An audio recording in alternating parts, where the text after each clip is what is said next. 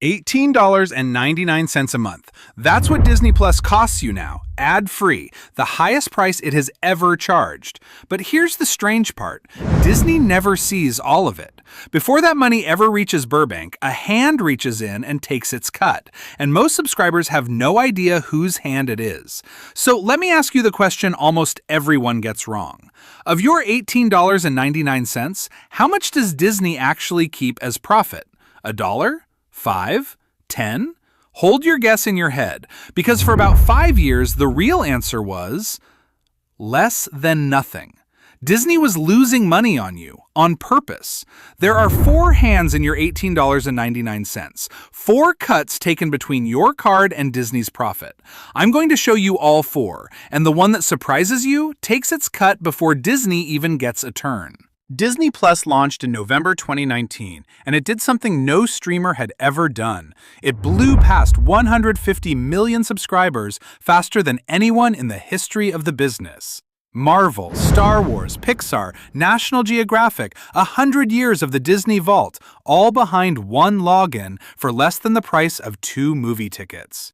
Then Disney bolted Hulu and ESPN Plus onto it and sold the 3 as a bundle, which is why, on Disney's own books, Disney Plus doesn't even stand alone. It's one line inside a streaming division called Direct-to-Consumer. And here's the twist almost nobody noticed at the time. At first, you didn't pay for any of this. Disney did. For years, the company spent more to serve you than you paid it, and by the time the bleeding finally slowed, that gap had piled up into more than $10 billion in cumulative streaming losses. $10 billion to give you a place to watch Bluey.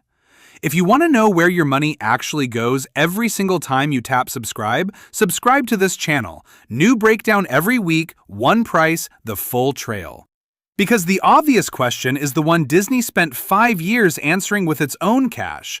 Why would anyone build a business that loses money on purpose? To find out, you follow the money, starting with the very first hand that touches it. Let's find that first hand. And if you subscribe through your iPhone, it isn't Disney, it's Apple. The App Store takes 30% of an in-app subscription in the first year and 15% every year after that.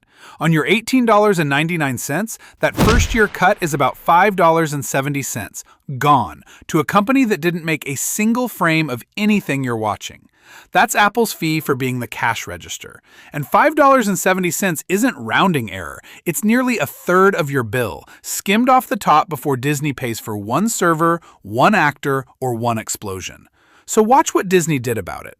In late 2024, Disney quietly stopped letting new subscribers sign up inside the iPhone app at all, and started funneling them to its own website instead. Same Disney Plus, same $18.99, but subscribe in the app and Apple eats $5.70. Subscribe on the web and that hand almost vanishes, leaving just the card processor, around 60 cents. Think about how strange that is. The identical subscription has 2 completely different supply chains, and which one you're on was decided entirely by where you happen to tap the word pay.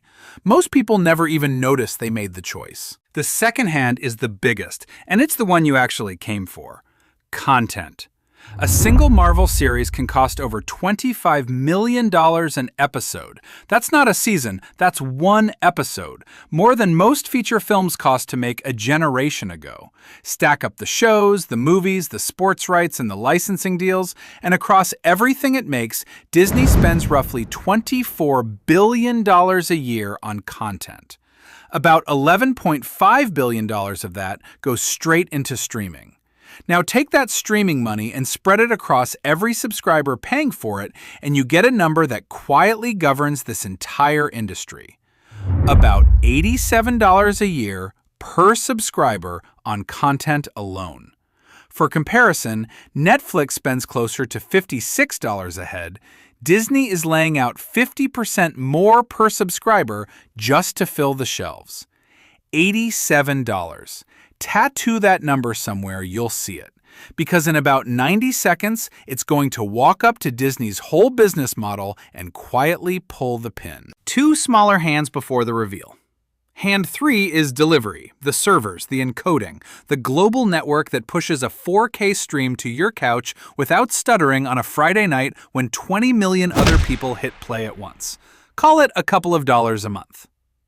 Hand 4 is marketing, the ads you scroll past, the free trials, the discounted bundles to get you through the door, and the retention offers Disney throws at you the second you reach for cancel. Now here's the math that explains every streaming price hike you've ever cursed at. Disney spends about $87 a year on content for each subscriber, and the average subscriber pays it about $8 a month. 8 times 12 is 96, so Disney earns about $96 a year from the average subscriber, and spends $87 of that on content. Before a single cent covers servers, marketing, salaries, or profit. That's not a glitch in the numbers. That is the business, and it's exactly why streaming bled cash for years. And notice how Disney finally clawed its way out of the red, not by spending less on content, but by charging you more for it. In a single year, its streaming revenue per subscriber climbed from about $7.20 to roughly $8, and the losses turned to profit. The math didn't get smarter, your bill got bigger. This is what the cut does. We follow every dollar all the way to the end. Subscribe so you don't miss the next one. And one more thing, because this part is about you specifically.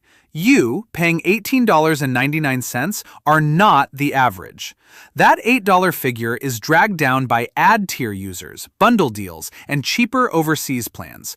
You're one of Disney's best customers.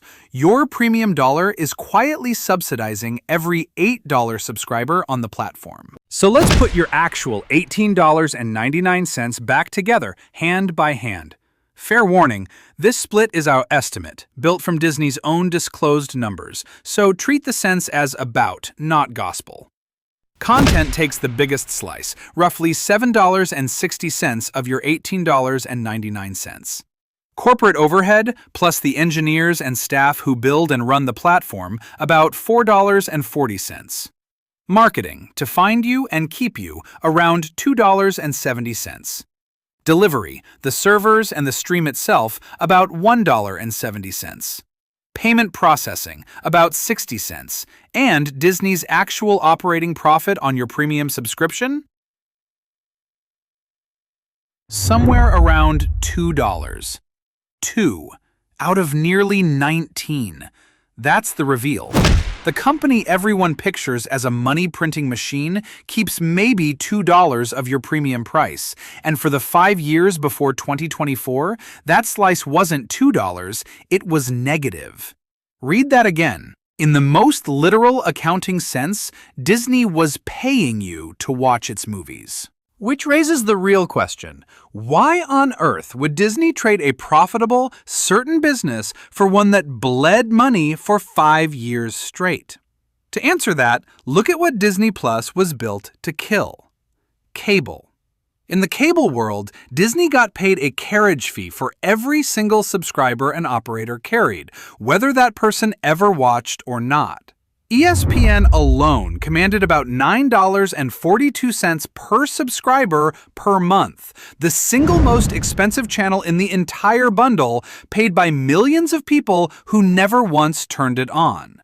That is a guaranteed dollar, no churn, no risk, no effort, collected by the cable company on Disney's behalf. Streaming detonated that arrangement. Now there's no operator guaranteeing anything. Disney has to win you back every single month. And the second you tap cancel, its $18.99 is gone. So Disney didn't stumble from a good business into a bad one. It traded a guaranteed cable dollar for a risky streaming dollar on purpose because it could see the cable iceberg melting underneath it and decided it would rather eat its own business than sit and watch Netflix eat it first. So, back to the question from the very start. How much of your $18.99 is Disney's profit? For 5 years, the answer was less than zero, and the exact moment it finally flipped positive, in 2024, was the moment Disney raised prices and rolled out an ad tier. Read that slowly. While the service was losing money, it was the best deal you will ever get. You paid less than it cost to serve you, and Disney quietly covered the difference. The day it started making money on you was the day your bill went up. You thought you were watching a money printing machine. For most of its life, it was a machine burning cash. Your subscription plus Disney's billions, all of it thrown at one goal: kill cable before anyone else could.